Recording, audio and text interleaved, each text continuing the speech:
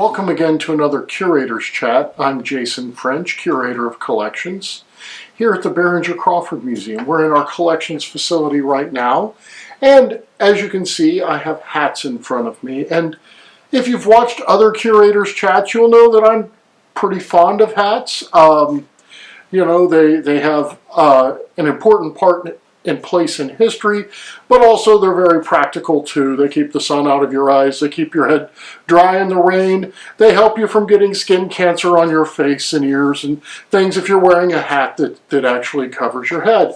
So hats are practical, have always been a practical part of human existence. But also the reason I'm talking to you today is because I love learning, and I'm always willing to learn something new. And when last we did a video about this top hat right here, we talked about it being a beaver felt top hat. And I had been contacted by a viewer who is a hat maker, and he shared with me that he believed that it to be a silk top hat. And through a series of correspondence, I believe he's probably right. Now, how did I get a fur felt top hat confused with a silk top hat? That's the trick. Both of these top hats here, as you see, they look very similar. This one was actually sold in Covington. This is the new acquisition that we have. They both look like they're fur. The silk is designed and brushed in a way to look like it's fur. So it was part of the look at the time, and in fact, for a lot of years, any top hat, silk or fur felt or beaver, was just called a beaver hat, was called a beaver top hat. So there's a lot of confusion out there, even within the museum world, within experts, in the years that I have spent studying hats and clothing, until this gentleman shared with me how to really tell the difference. I had never known. So when I looked at it, I looked at this hat, it clearly looks like it's got fur on it. I have other hats that are in fact fur felt hats. This is a reproduction of a hat from around the Civil War. It is made from fur felt, and you can actually see the long furs on it. If I would brush it, it would lay very much like these silk hats. And the difference, the way, if you ever run across this problem, is to actually look at the inside of the hat. So if we look at a top hat like this one, and this is, I'm so thankful that there are people out there willing to share their knowledge, because I wouldn't have known this. If we look at this hat, the underneath of this top hat, you can see it looks different here than the outer part. And that's because this silk is actually glued to a fabric that's been stiffened.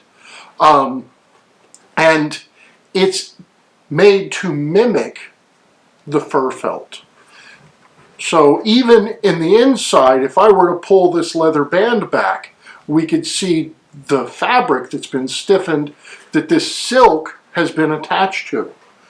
It is a fascinating process, and actually the silk that was made to look like fur was made in Paris and in France, and they no longer do that anymore. So we can't even make a hat that looks like these anymore from silk, because those places that manufactured this are no longer in business. Now, these two top hats are very similar, but there's some items that can help us date them, because this band is an earlier fabric as opposed to the broad wool on the other one. So this hat probably is from around the 1880s, where this hat might be from about 1910 or so. So fashion for the hat didn't change much in 20 or 30 or 40 years. The overall look, once a top hat kind of evolved into the shape that it was going to be, through the end of the 19th century and through into the 20th century, they stayed very similar. The materials might have changed occasionally, but these do seem to be silk hats as opposed to a fur felt hat, which all the way through is a wool or a fur felt. So both of these hats are fur felt hats. This is a more modern hat that was made recently for me by a local hat maker in Cincinnati. And it's a beautiful hat, but it was made to look like a hat from the 1930s, where this planter's hat was made by a hat maker that specializes in Civil War hats. And he's from around Gettysburg. And this hat is a much earlier style.